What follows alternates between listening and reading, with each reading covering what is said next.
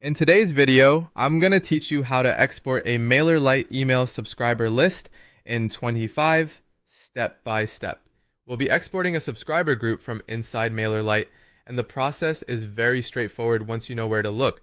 The main thing to remember is that Mailerlite exports the fields that are currently visible in your subscriber list. So before you download anything, you'll want to make sure the right columns are selected. Start by logging into your Mailerlite account. Once you're inside the dashboard, go to the subscribers section. This is where Mailerlite stores and organizes your contacts, including individual subscribers, segments, and groups. Next, click on the Groups tab. In this area, you'll see the different subscriber groups you've created. Find the specific group you want to export. Take a moment here to make sure you're choosing the correct one, especially if you manage multiple lists or use groups for different campaigns, audiences, or lead sources. When you've found the right group, click View Group. This will open the subscriber list for that group so you can review the contacts inside it.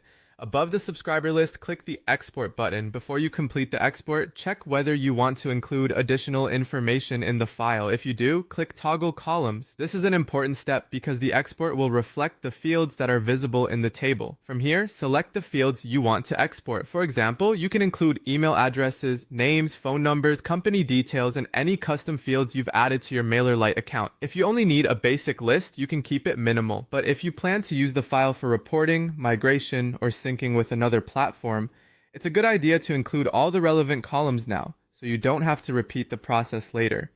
Once your columns are set the way you want them, click Export again. Mailerlite will generate the file for you. After that, download the CSV file to your computer. That's it. Your subscriber group has now been exported from Mailerlite.